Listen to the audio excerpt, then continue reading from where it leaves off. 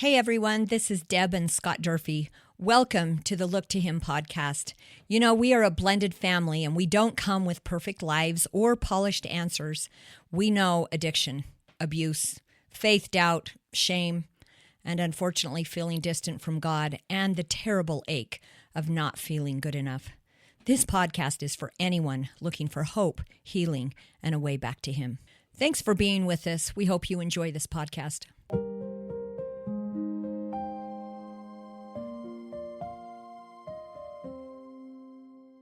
Hey there, everybody. Welcome out to another episode of the Look to Him podcast. This is Scott Durfee, as always, joined by the beautiful Deb Durfee. Hi, friends. Hey, babe. How are you? I'm so good. How are you doing, Scott? I'm doing okay. Yeah? Yeah. You know, this is going to be a good episode for us today. This is an important topic for me. As we dive into it, you'll see why. But, Deb, I've been bumping up against life a little bit lately, and thank goodness I have the ability to look to Him because I'm dealing with some stuff. You know, I've just been going through stuff. I know this podcast isn't my therapy session, so I'm not going to get into all of that. But I've been bumping into some stuff and some difficult stuff. You know, I've been sober 27 years. So it'll be 28 years coming in October. I'm pretty actively working a program. I'm sponsoring people. I have a sponsor that I work with on a fairly regular basis. And, you know, I was telling somebody that I sponsor recently. In fact, I was talking to him just yesterday and telling him that I'm doing some more step work. And he didn't say it, but oftentimes people are like, after 27 years and you're still working steps.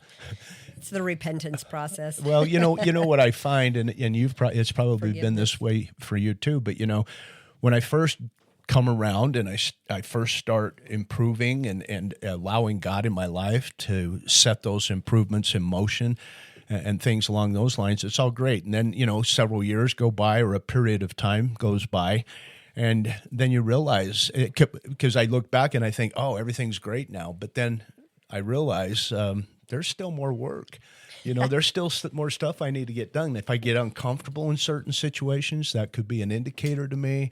If I get angry in certain situations, that's a definite indicator to me. If I get sad or threatened or feel less than in certain situations, and I know maybe that there's some work I need to do, step work, and I'm so glad. I'm so grateful. I can't even begin to tell you how grateful I am for the 12 steps and how they bring me to God, how they bring me to Jesus, and how they actually help me allow Him in the middle of my mess. We talk about it. You know, it's easy to talk about. Sometimes it's hard to practice. And yeah, you're good at it. You're a really great example of that. Well, right now I'm practicing it. That's for sure. Observer of the outsider standing in. And I think also when you say that out loud, I mean, I always say, put the mirror in front of your face, my face, and own my stuff. Yeah.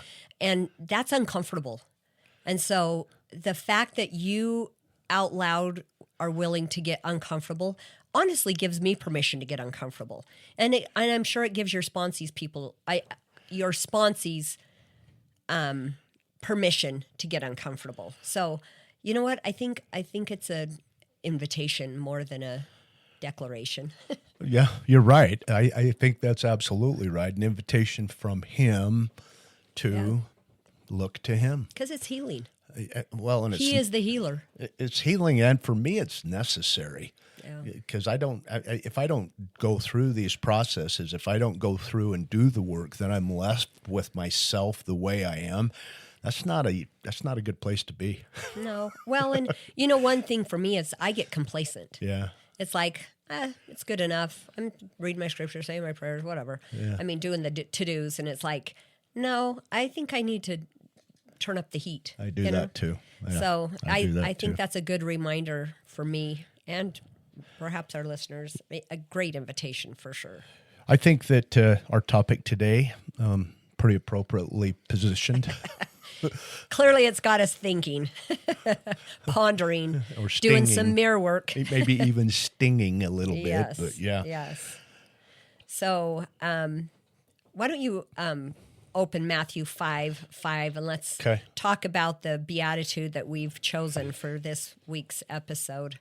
Many of you know that we've focused a little bit on some of the Beatitudes as we've gone through this podcast or this iteration of the podcast. And Deb and I have made a decision that we're just going to go through and hit all of them eventually. We'll intertwine them between interviews and different topics and so forth. But and I'm saying this in preface to reading it because, Deb, this is important work right here. I think the other week in our men's meeting at church, we were talking about the character of Christ and his attributes. His attributes are manifest because of his character, as we know, and that's true for us too. Our attributes, we can see them by way of our character as well. But this is a design for living. These Beatitudes, this Sermon on the Mount, is a design for living that Christ put out there for us, but much of it, and we'll find out this as well, is interlaced even throughout the Old Testament. And so we are on, this is in Matthew chapter 5, verse 5, and one's pretty simple. Blessed are the meek, for they shall inherit the earth. You know what I just thought of? What? The representation of 5, and this is 5-5. Oh, yeah. That 5 is the number for grace. Right. Interesting. Yeah. But blessed are the meek, for they shall inherit the earth. Meek often sounds, I Googled it because I'm super curious, but it often sounds timid, passive, weak, or easily controlled. Yet in the scriptures, Jesus describes himself as meek. But he was courageous and direct and truthful and willing to confront wrongdoings. And not in a confrontation, not in a contentious way, but in a Jesus Christ-like way. Yeah. But the world teaches us to look to power, position, anger, control, and winning. And Jesus invites us to just look to him. But I found this so interesting when I Googled it. Me and Google. It says meek. It says meek means being quiet, gentle, submissive, or showing patience and mild nature without fighting back. And the common meanings, I can't talk today. The common meanings are gentle and mild, being quiet,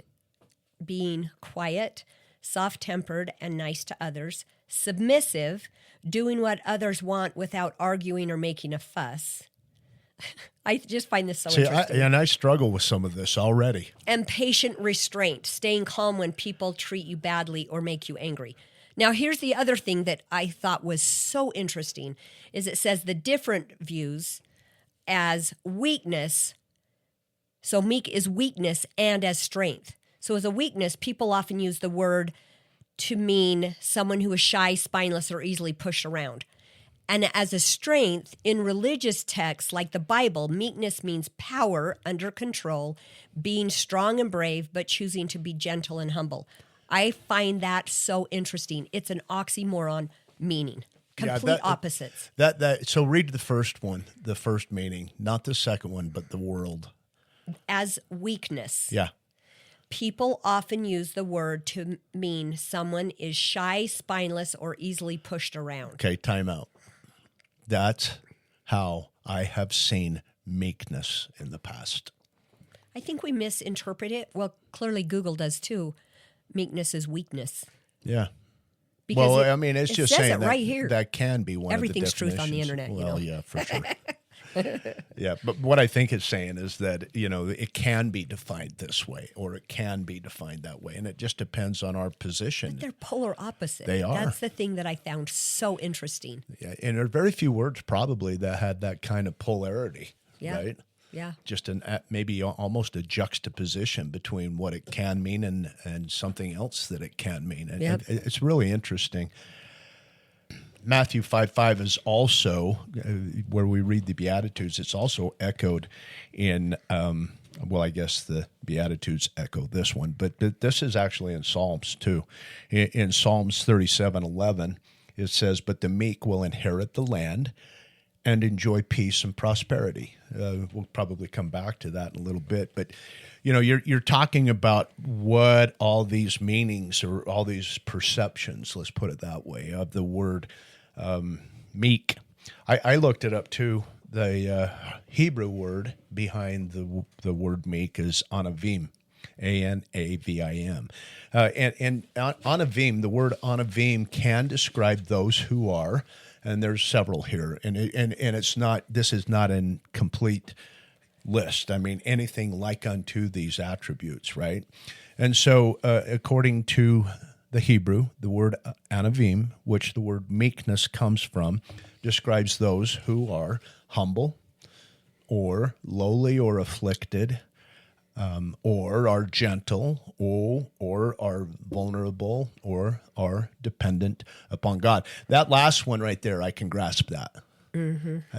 And the first one I can make an attempt to humble, right? And so, but those others, lowly or afflicted, I'm not even sure what that means, and I don't know that that's something I'm ready to embrace. Lowly and afflicted is not something we all seek for. No, and maybe it's just because I misunderstand it. Or vulnerability. I mean, that's not always a fun place to say, gosh, I can't wait to be vulnerable today. No, but I'm comfortable there. Because I understand it. I was just having a conversation with just a sponsee this morning, actually, about that, that vulnerability it definitely breeds discomfort. For sure. But when I get uncomfortable, that's when I grow. Yeah. No growing in the comfort zone, no comfort in the growing zone. Have you heard that before? Somebody once said that. That's an indicator to me that I need to let God into my life. For sure. Right. Meekness is not necessarily either a personality type. That's how I have in the past seen meekness is just a personality type, a quiet person, or a somebody who it was just quiet and gentle, etc. But meekness it can be a quiet person can still be prideful, for example. So not everybody that's quiet's meek. True. Right. Because prideful people cannot be meek. Those two don't go together. Right. A strong person or a direct person can still, on the other hand, possess a meek heart. Yeah. And I know people who are like that. They're strong and they have they have a position and a stand on things morally or otherwise, and that they can still be possessing an attribute of meekness. Yeah. Meekness describes our posture, actually, before God. That's all it is. It's just our posture and how we are standing before our God. willingness. Yeah, exactly. Yeah. Where we stand before Him, how we face Him, how we look to Him. Interesting. So if I'm meek, and this really helps me to understand better myself. If I possess this attribute of meekness, I can't control everything.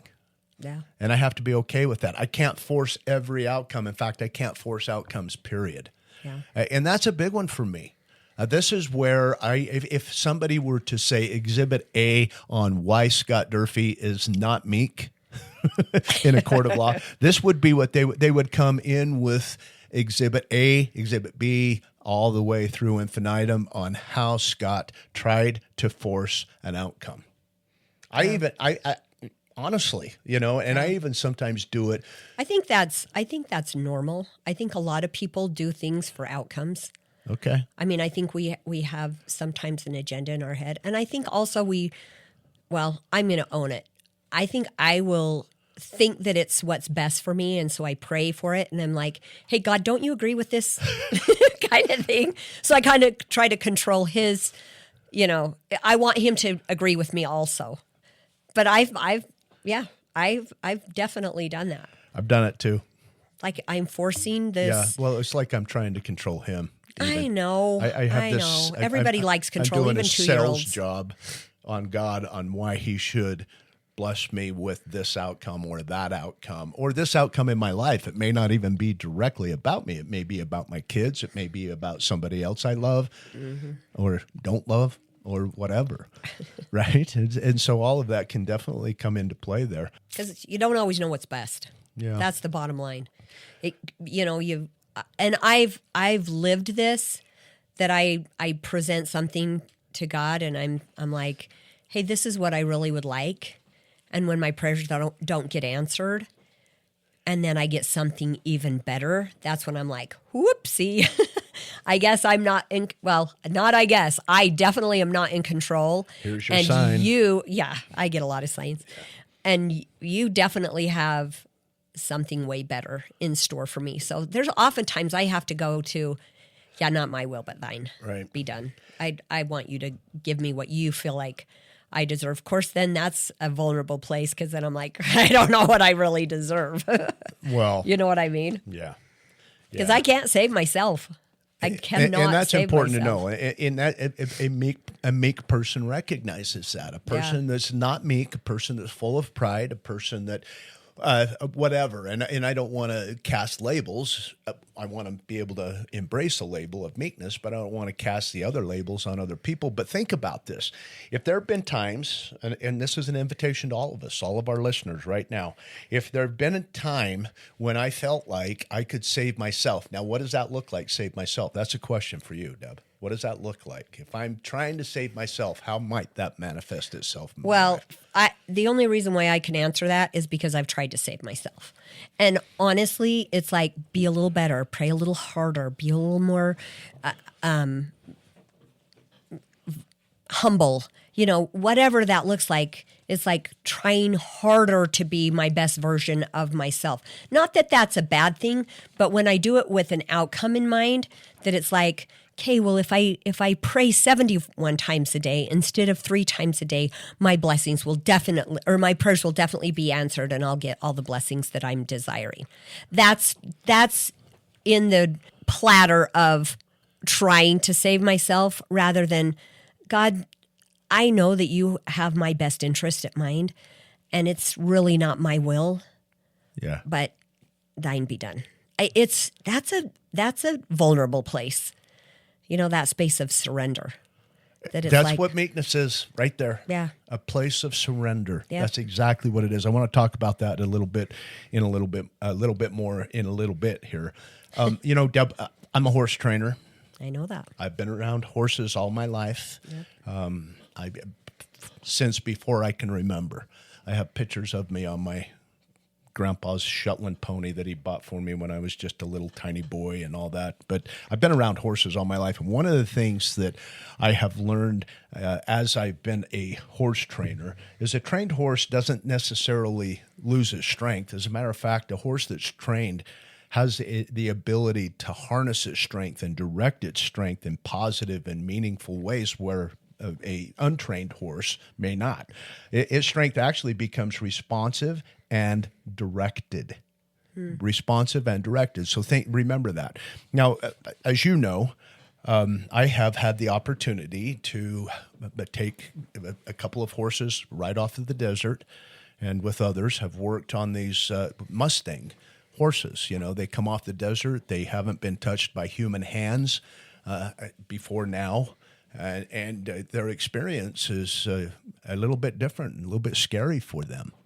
Here they have grown up on the desert. They've been under the care of their mom, and then when they get wild to horses, certain age, their mom kicks them out of the band. And if they're a mare, a female horse, they get to stay with the band. If they're a stallion, they get kicked out of the band, or they have to overcome the stallion that's in the current band that they were born into. And if they get kicked out, they become what's called a bachelor stallion, and they have to go out and find their own, or they just wander from band to band.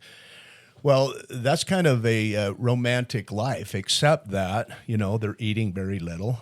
The conditions are super harsh, etc. So as we bring them off the desert and begin to train them, we're teaching them through various techniques, not control, not by whipping or controlling them, not by forcing them into a position of or into a posture of being dominated, etc. But we work with them in a partnership. And when we see the horse accept the invitation to become partners with the trainer, it's incredible the things that a horse can do, how gentle it can become, how powerful and how harnessed, pun intended, how harnessed that power can be, etc. And so, for me, there have been just a lot of parallels, right? So as I'm learning to train a horse, I'm redirecting it. I'm redirecting its energy. I'm learning to slow. It's learning to slow down its thinking, slow down its movement, etc. Two of the most important things that you can train a horse is how and when to move its feet and when to stop. Stop and go are the first things that we train, right? And then the other one is they learn to quit being resistant to what we do. And so I have to ask myself these questions. Can Christ redirect me? You know, can he slow me down? Do I allow myself to be slowed down by him through the Spirit? Can he stop me before I react to something? This is a big one with horses. You know, if you're riding a horse and you're out on the trail and you scare up, this has happened to me, you scare up a sage hen that's in the ground right in front of you, the horse could buck you off. It could get freaked out and could buck you off, you know. But after certain training and trust that's developed, it'll stop. It may look at it, but it will stop before it reacts. Can Christ stop me? Do I allow him to stop me through the Spirit before I react? And do I resist when he directs? Do I resist when his direction conflicts with my own will? That's a big one. You're comparing yourself to a wild stallion. You know that, right? And we all should. Yeah. We all should. I love right? it. I love it. Because, you know, meekness is not refusing to speak. It's refusing to let pride decide how we speak. Meekness is power that's become responsive to God. And that's where the horse training parallel works. I mean, look at that power. Look at the power behind a horse. Look at the power behind the Clydesdales as it's pulling the big wagon and they're working together. That's power. Well, that power has to be harnessed. It has to be reined. Yeah. So what I hear you say is meekness is not necessarily remaining silent or avoiding boundaries, but tolerating abuse or refusing to confront wrongdoings, but it is connecting to his power and being responsive to God. Yeah, ideally. I love that. I struggle with it big time. Well, you're a wild stallion. But I'm not sure how to take that. But the thing about that is it's like it does give me something to work with and to work on. And once I understand it, because honestly, Deb, in the beginning, when I would read the Beatitudes, I didn't want to be meek. You know, remember a little song that we used to sing when we were kids in church. Jesus once was a little child. Yeah. And he was meek and mild. Yeah. Yeah. And I don't want to be mild. You know, when I was you're a wild stallion. I'm telling you. When I was a little boy, and I would hear that song, I would be like, "Yeah, I don't want to be meek and mild as a little child should be." You know. Well, I think it's the little boy in you because the little girl wants to be meek and mild. Really? Yeah. I believe that. I guess I never really thought of that. It's probably not a manly thing to do, but I don't know. I think it's more manly than I thought. That's my point. You know. Yeah. That's my point. Yeah. That's a big awareness. You know, earlier you mentioned Psalms 37. Why don't you read Psalms 37, 7 through 11? Okay. I find this super interesting. Be still before the Lord and wait patiently for him. Do not fret when people succeed in their ways, when they carry out their wicked schemes. Refrain from anger and turn from wrath. Do not fret, it leads only to evil. For those who are evil will be destroyed, but those who hope in the Lord will inherit the land.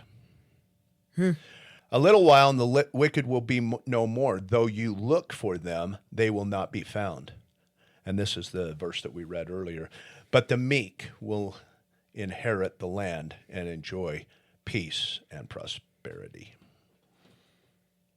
That's interesting. So rest in the Lord, waiting patiently, cease from anger,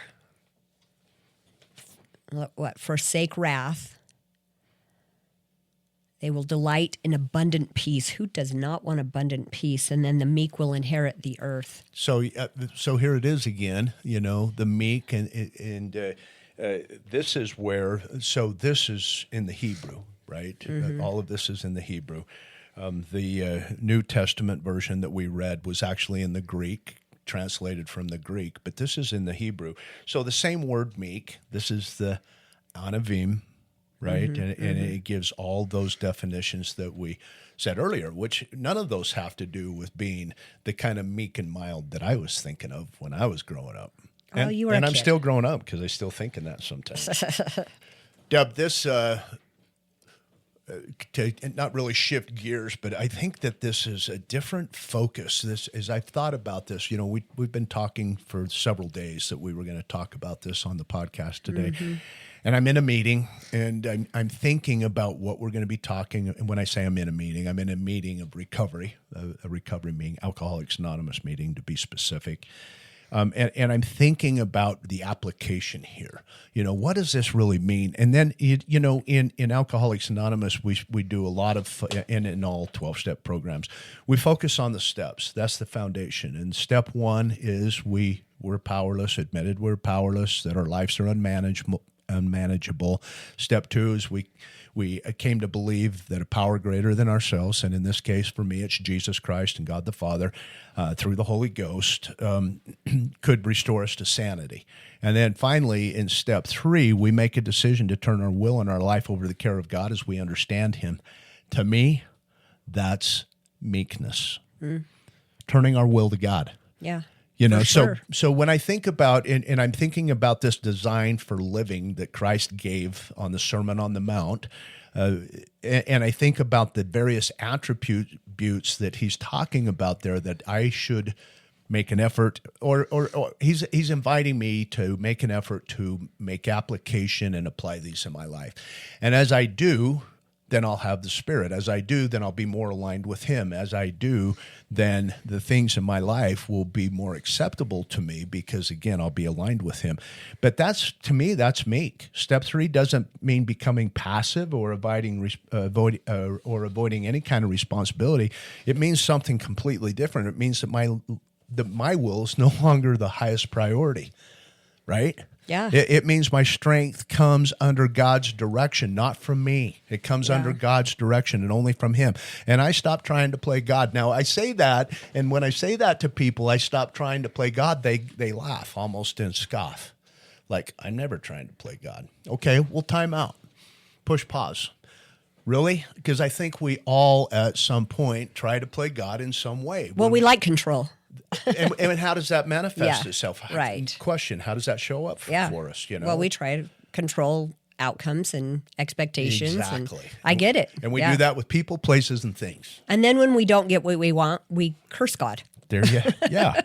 Because God was supposed to fix our will and make make our desires full. I see that's so interesting because I'm going to step back a little bit back into Psalms because it talks about, or it speaks to people watching dishonest and aggressive people prosper. And it's hard. It is hard because we think, why are they getting what they want? Why do wrongdoers appear to win all the time? Why wait when I could force the issue? It's like the meek person is not unaware of evil. Is basically what you're saying in step three. The meek person refuses to become evil in response to it. And again, back to step three, that's where to turn my will and made a decision to turn my will, it says our will, but my will and my life over to the care of God as I understood Him. I feel like that is such an exercise of faith and trust because do I trust Him to take over the will? You often say the reins because you're a horse trainer. I say the steering wheel because I'm a driver. Or even the handlebars of, whatever. On my motorcycle. But it's like, do I trust Him to be my driver? Do I turn my will off? Do I trust Him? And do I have faith in that He can get me to where I want to go and fulfill what I want fulfilled? Or am I literally turning it over saying, I trust you. I have faith that you have what's best for me. And I know that it's not going to be a smooth sailing road. I know that because challenges come, trials come, and I know that that's just part of life. But when they come, if he gets me to it, he's going to get me through it. And I think, again, being willing and have that faith and that trust that he will pull me through it is exercising my faith and trust muscle. Yeah. And let me just say one more thing is, do I have a relationship with him? Do I look to him? Do I know that he has my back? And do I have his? That's where the trust comes from, Deb. And that's what I was just going to say. Yeah. You know, it's only in looking to him. It's only in establishing and maintaining through constant effort on our part. I mean, and it does require effort. It's different effort than we sometimes think about. For sure. But it does require effort on our part to maintain, to establish and maintain that relationship with him. Because if I don't have that relationship, if I'm not literally looking to him in these situations and through these situations, then I will be left on my own, and I will be trying to control it, and I'll be coming up with outcomes, and I'll be forcing. You know where I'm going with all that? Well, and it's like, you know, I think about relationships here, and I think about, do you have my back and do I have your back? That relationship's important to me. I think of my children, my grandchildren, my relationship with them. And there's not a human, I mean, don't take this wrong, Scott, because I know you got my back, but there's not a human that I can trust fully like I can trust God. Really. They'll let me down. And I know that because I've let them down. 100%. And we have let each other down. For sure. As wonderful as our marriage is, and it's pretty dang great. Last night we were just talking about how cool it is to be married to my best friend. But you've let me down. And what's worse is I have let you down. Yeah. Now, Yep. God's never let me down. No. And why is that relationship sometimes so hard to trust? I have an answer for that for me. The relationship that I have with you and me is easy for me to trust because when I talk to you, I hear vocally your words. Yeah. I can see you sitting in my favorite chair in my office right now. Thank you. You're welcome. And all of these things. So, but it takes more effort. You know, the relationship I have with you takes effort. But the relationship I have with him, I would argue, takes more effort because I don't see him with the same eyes that I see you. Yeah. And the eyes that I see him with, it requires me to put effort into seeing those. Well, it's that faith muscle again. Right. It's that faith muscle. And it only comes, again, by fostering a relationship with him. Okay. Yep. Anyway. You know, one of the things that I have noticed about me is I will often, and you know this, I'm telling on myself, but I will often avoid conflict and think, not necessarily think it's meek, but I will just, you know, I hate conflict. I hate I just don't like it. I don't like contention, and so I will avoid it. And that's not healthy because if I become silent, then I sometimes cop resentment. And I had that experience yesterday or the day before that something had been brought up, and I sat and stewed on it. And I was avoiding the conflict, and then I had this internal battle. Who was this conflict with? YOU. In our perfect marriage, just kidding. And so you had said something that triggered me. And I'm like, I'm not going to say anything because it's going to end up in a fight. I literally told myself that. And then as I was becoming quiet, I can feel the resentment boiling in me. And I'm like, I have got to say something or I'm going to get really resentful. And it was one of those things where I was just like, all right, Scott, I need to talk to you about something because something you said kind of triggered something in me. And it was about a couple of our kids. And I don't know why we fight about kids, but we still do. And well, we're not quite empty nesters, but we're empty nesters. And we had this conversation. And, you know, it was interesting because as soon as we were done having that conversation, I had this internal exhale of, oh, that wasn't as bad as I thought it would be. And I'm so glad he listened. I'm so glad that it didn't end up in a fight. I'm glad that it didn't end up in a, you know, any contention. And I did have to say, thank you for allowing me to puke my truth because that was forming a resentment in my gut. I was like, oh, now I'm mad. So, I mean, I think, meekness is not one person becoming smaller or quieter so another one can remain powerful. The goal is not to win in the moment. And I think the goal was, in the end, is to unify and to have more peace. And to have unity. And to look to him. Yeah. I agree. I agree. Those things come up for me too. I'm not. I don't avoid conflict. I know. I don't avoid confrontation. In fact, sometimes I use it, and I'm that guy. Right. I'm a big personality. That's why I don't trigger stuff with you, because I know you'll come at me. I just have never backed down, and that doesn't make me cool. I'm cool. But that's not why, right?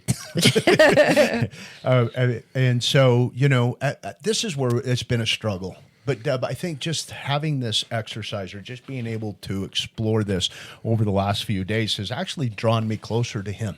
Yeah. And it's made it easier actually for me to look to him. Because what has happened is now I don't feel like, and when I say now, in the now, and this is subject to change, and indeed it will, and then indeed I'll have to pull back the reins and go through another process of human training, because I am human. And let him pull the reins. That's what I mean. That's exactly. Don't you get the reins? Yeah, that's exactly what I mean. But I know. But how do I know? I mean, so when do I start knowing? Where are the indicators to me that maybe I need to get back in process of doing some self-inventory, personal inventory around this, and looking to him more purely? So some of the things that I can ask myself is, do I need an answer immediately? Yeah. Right? Or to answer. If somebody asks a rhetorical question, yeah. It's like maybe push pause and think about it before the immediate response. And in my conversations, like with you, I have to ask myself, am I trying to clarify or am I trying to punish? Because I can do both. I can get pretty wicked with my words, and so that's an important one for me too. And then another one is I have to ask myself this question: is this love, or is it actually wounded pride? And I ask myself that question when I'm dealing with other people, specifically my own kids. If my own kids, and let's just be honest, none of our kids are living their way that we would like them to live. We want to control them. Is that what you're saying? Even the best of the best. And I hesitate to use that word, because what does that even mean? The best of the best. But even the seemingly the best of the best, they've got stuff that as parents we would change. And as a parent, if you're saying, "Oh no, not my kid," you're either in denial, or you'd lie about a lot of other stuff too, because it's just human. It's just what we do. But I have to ask myself that question: am I behaving, or am I responding to a question from a point of love or from wounded pride? Is this me because I made too many mistakes? I mean, I could go on, and I don't want to over illustrate that. But some of the things that I need to ask myself about whether I'm surrendering or if I'm taking my control back. And we talked about that. Step 3 in Alcoholics Anonymous. That's the key to being meek. Meekness, and that's to turn my will and my life over to the care of God as I understand. Just let him be in charge. And so am I placing this in God's care? If I have a situation and I ask myself, am I putting it in his care, or am I trying to be in charge of it here? I see a lot of bracelets that say WWJD. Yeah. And I think that's such a sweet reminder of immediate responses. Now, my trigger is when I'm driving, and I've told on myself multiple times, but I get on the road and all the stupid people just show up. I hate to say that because I hate calling people stupid, but I swear it's like, who gave you a driver's license? Why are you doing this? Anyway, and I get that it's a Deb issue, 100%, but I think I should put that maybe on my dashboard because it's like, not that I'm flipping the bird, but I do say things out loud like, what are you thinking, you dang whatever. Anyways, so it's one of those things that is like, okay, push pause and practice your patience, practice your meekness, maybe. And oftentimes I've even tried to play the what if game. What if they don't have a ride and they're coming home from the eye doctor and can't see. Yeah. You know what I mean? Yeah. I really do try to, so am I asking or am I seeking his will or am I asking him to approve mine? Yeah, and that's a big deal. Ooh. That's a big deal. I've heard blessings given and prayers said where, and I'm not going to call anybody out, but where people actually tell God what to do. And so, I'm sure he's up there laughing. And I've heard people say, "Listen, I'm keeping the commandments. You're bound to bless me. You have to bless me." In other words, etc. That's not meek. The vending machine God. Yeah, I'm putting my meek. coins in, so you better deliver. Meekness is doing what love requires and leaving the result to God. Yeah. Right? Just leave the rest to God. Yep. Deb, just kind of in conclusion, I want to read. This is so important to me. I've read it on this podcast multiple times. You've heard me quote it and read it multiple times. But we're going to go to Matthew chapter 11. I'm reading in the, what Bible is this today? This is a New International Version of the Bible. So for those of you who are following along in the King James or otherwise, it may be slightly different. Easier to read for me, though. So 11 in Matthew chapter 11. Verses 28 through 30. Come unto me, all ye that are weary and are burdened, and I will give you rest. Take my yoke upon you and learn from me, for I am gentle and humble in heart, and you will find rest for your souls. For my yoke is easy and my burden is light. So yeah, when we look to him, maybe we yoke with him. I think I would like a light burden. Yeah. And that's and I think that's a discussion for another day, but something for us to really give considerable thought around is what does it look like to yoke to him? Mm-hmm. What does that even look like? What does that even Well, mean? again, back to the relationship. Right. It's like, okay, walk with me. Yeah, so he didn't command meekness simply. He invites us to learn what it means by looking to him, by coming to him, by following him, by yoking with him. And when we do those things, we see strength without domination, actually. It's so true. Right? We see truth without cruelty. We see the truth, not the cruelty. We see courage without pride. I love that. We see power surrendered absolutely to the Father. I love that. I love that too. When I'm working with people in Alcoholics Anonymous, and when I do this myself, when I turn my will and my life over to the care of God as I understand him, that's a big deal. And it's more than just words. Yeah. And it's more than a decision. It's an action. Yeah, it is an action. In fact, it's more than an action. It's a way of being. And I love that. I love that as I'm turning my will over to him, that I can feel his even coming stronger. Anyway. I think the invitation today would be, am I looking to fear, anger, and control, or am I looking to him? Or am I turning this over to God, or am I grabbing the steering wheel again?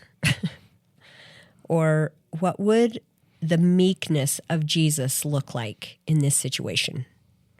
Speaking of steering wheel. Right. I mean, that's a good one for me to ask myself. What would the meekness of Jesus look like here? Because we always want to be like him. The meek people are not people without power. They are people who have decided the power and anger and control will not be their God. Meekness is trusting that the care of God is safer than our control. I love that. Yeah. So I think this is a lot of great food for thought, food for inspiration of the soul for me. This will be something that I will continue to consider and continue to do inventory and even step work around. The step work that I'm currently up to my ears in. This is an important part of that, even that For sure. step work. For sure. And I'm grateful to have had the experience, Deb, of doing this with you today, in preparing this with you over the last week or so. And now, and as we've been going through it, I've been trying to make application in my life, but now I'm committed to do so even more. I love that.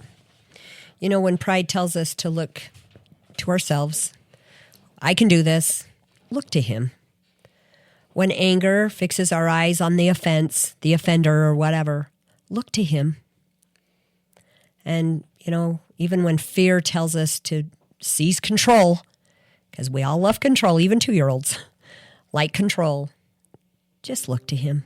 Thanks for being with us, everybody. We look forward to being with you again next week. And until then, don't forget to look to him.